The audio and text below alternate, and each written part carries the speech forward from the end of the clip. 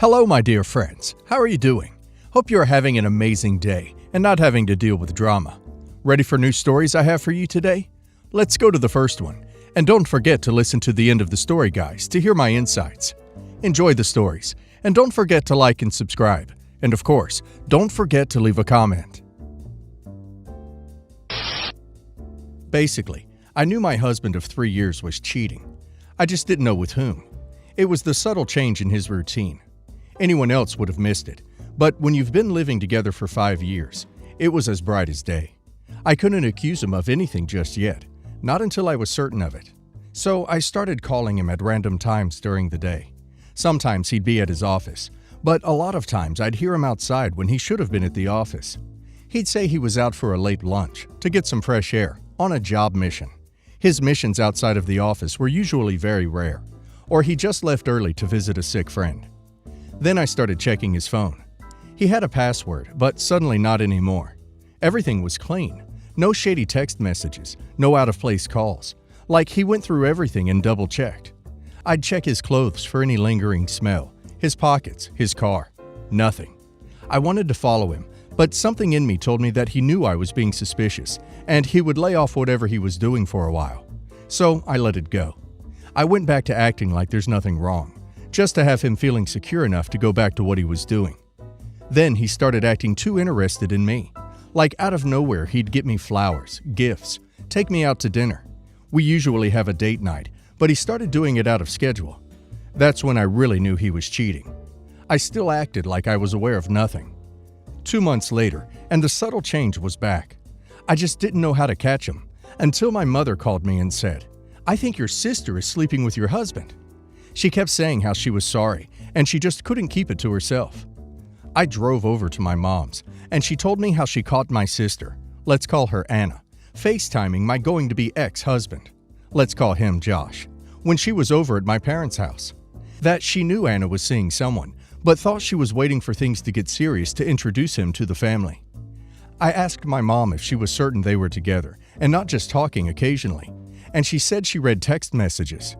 Turns out, Anna wasn't as secretive as Josh was.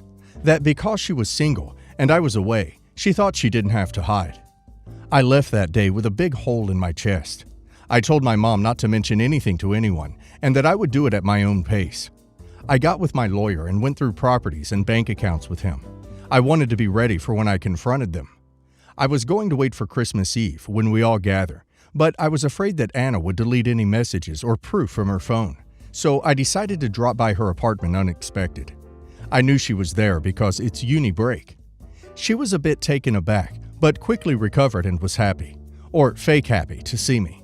We got to talking and hanging out when I asked her to call my phone because I didn't know where it was, and as soon as she unlocked her phone, I grabbed it and locked myself in her bathroom.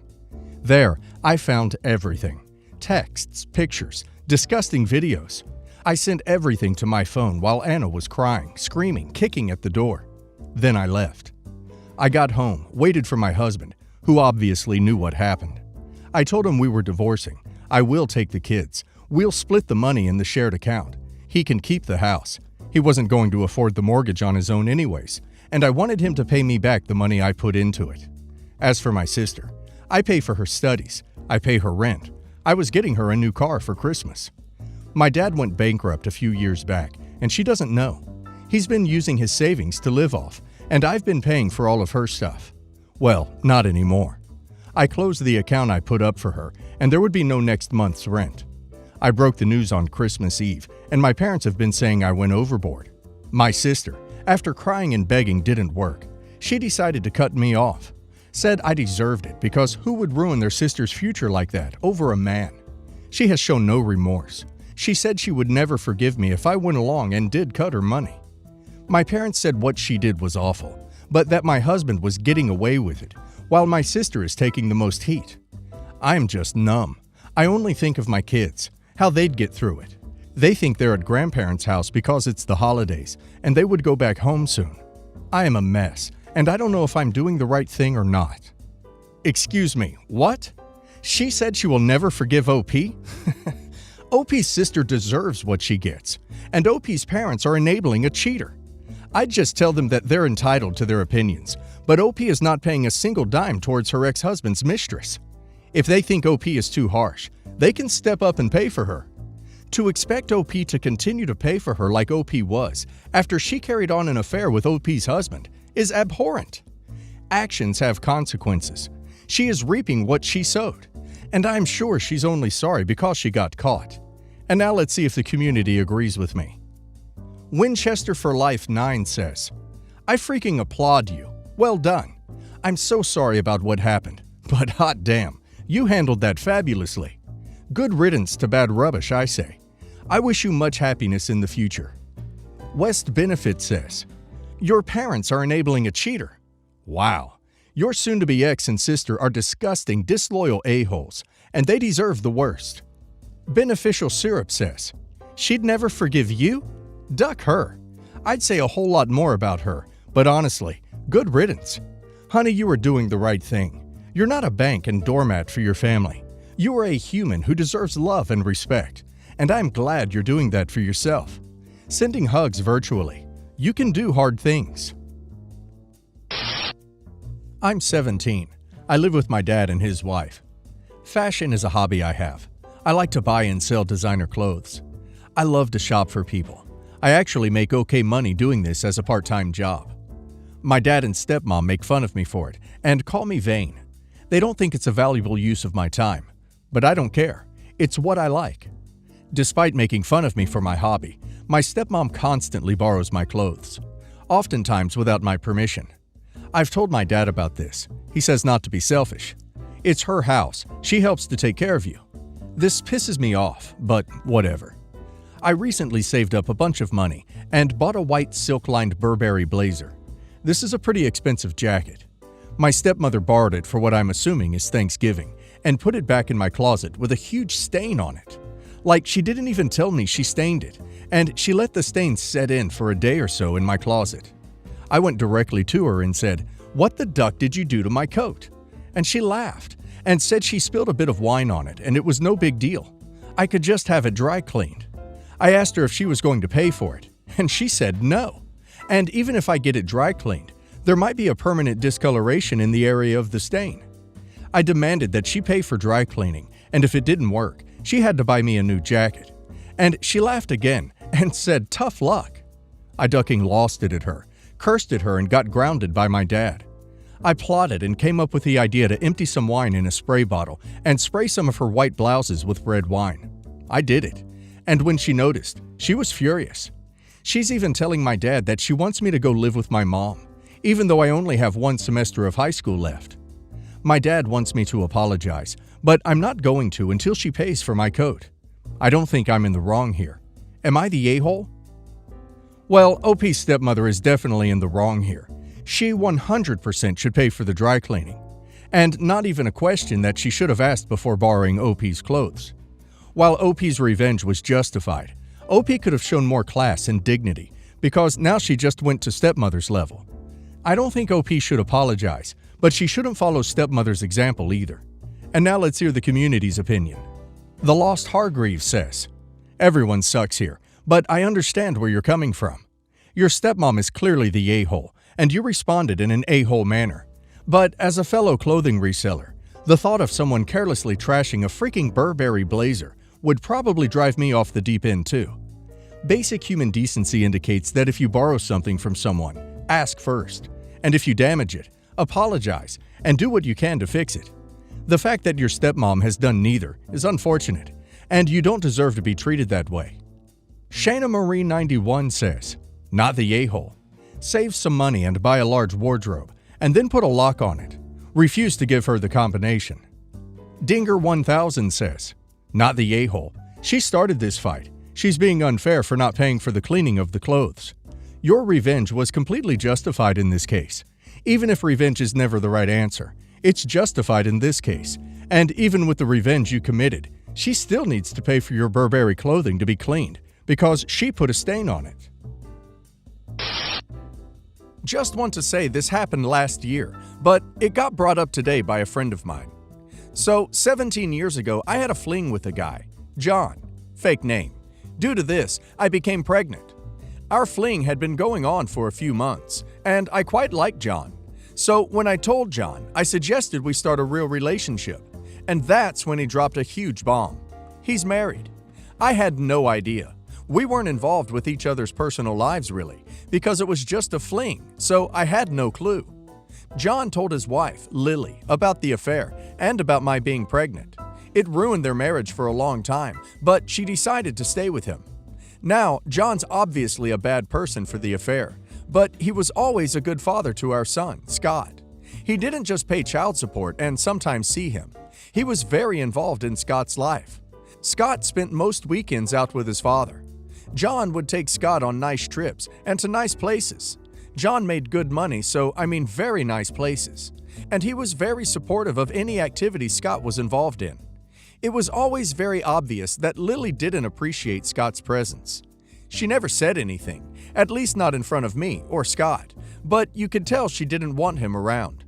I understand that he's a reminder of what John did, but it isn't Scott's fault. John cheated. Last year, John passed away in a car accident. I was upset. I didn't like John after what happened, but we got along for the sake of our kid, and I didn't hate him. But I had no intentions of going to his funeral. But Scott was incredibly upset, of course. He wanted to go to the funeral, and he's old enough to decide that, so I wasn't going to tell him he couldn't go. I felt it would be weird for everyone if I went, so I asked Scott if he'd be okay going alone, and he said yes. Well, when he came back, he was not only upset, he seemed angry. I asked him if something happened, and he told me that after the funeral, Lily came up behind him and screamed in his face about how he shouldn't be there, and he was just John's problem, that John didn't love him, that he wasn't welcome, and other horrible things. I was absolutely furious. This was the part where I think I may be the a-hole. I called Lily and told her off for yelling at my son. I told her that I understand she's grieving, but she has no right to yell at my kid, and it's not his fault John chose to have an affair. I will admit I yelled at her, which I feel bad for, but I was extremely angry. I haven't spoken to Lily ever since all the legal matters with John and the will were sorted out in reference to our son. But the other day I was talking to a friend about the money John left Scott for college. Because we were on the topic, the events of the funeral got brought up, and the friend told me I was horrible for letting Scott even go, and even worse for yelling at Lily afterwards. At this point, I don't honestly know if I was the one in the wrong. Not the a-hole. I am really confused as to why your friend would have called you an a-hole for allowing your son to go to his father's funeral. It's his father, who he spent a lot of time with and had a good relationship with. Why wouldn't he go to his funeral? I understand Lily is grieving, but her telling a child at his father's funeral that his father didn't love him is a pretty monstrous thing to do. I would have called and yelled at her too. I'm 6 months pregnant with my 4th child. My oldest child was a result of improper S-Ed when I was 16. When my parents found out I was pregnant, they kicked me out. The father was also 16 and made clear that he wanted nothing to do with the baby. I lived in a shelter for a while, and during my stay, I was assaulted. I got pregnant from that, and because it was a religious shelter, I was told that if I terminated, I would be kicked out, so I had my 2nd child at 19. At 21, I managed to get into university, where I met this guy. I entered into a relationship with him, which quickly turned abusive, and we had my 3-year-old. When I left him, he agreed to give me sole custody.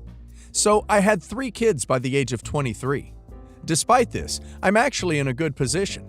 I scrimped and saved throughout my studies, and even managed to put a down payment on a small house with a reasonable mortgage. My job is hourly and inconsistent, but the pay is good, and even on my worst weeks, I'm still making enough to cover the basics.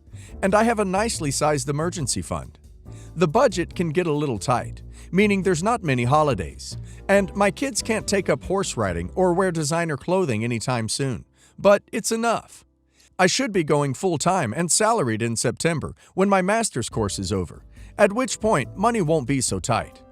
My partner and I were together until last Christmas, when I told him that I'm pregnant, and he broke up with me on the spot, despite this child being mutually agreed on beforehand. He won't be involved going forward. However, my kids know I'm pregnant, and I can afford to bring another person into the house, So this is happening with or without him. My sister and parents reached out to me when I was 23. I haven't fully forgiven my parents for kicking me out, but my sister and I have mostly rebuilt our relationship. When I told them about my latest pregnancy, they reacted badly. My parents asked about terminating, and my sister called me an idiot. My sister is married, owns her house, and she and her husband are planning on having kids soon. She has now told me that she wants to adopt my unborn baby. I said no, this is my kid. She said that she and her husband make more money than I do and fully own their house, both true, and can provide a better life for this baby than I can. She added that if my hesitation was about splitting up my kids, they would be willing to take the older kids too. I said I would never agree to any of that. She called me selfish and narcissistic for not letting her take my kids.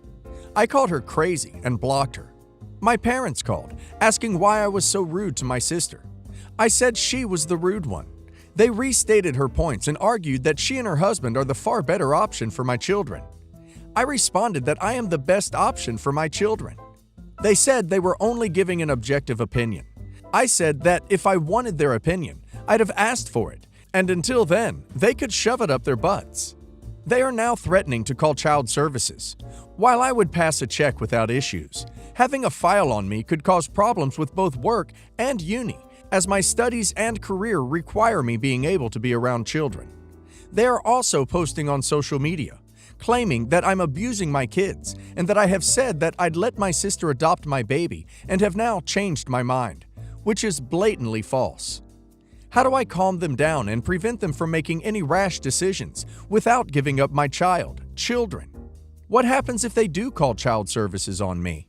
How do I cleanly sever ties with my family, despite my children having met them and become attached in the last few years? First of all, let me be blunt and say you don't need to have any more children. There has to be something more to life than having a baby with each guy you meet, date, love. The next thing is, the number of children versus age does not define you.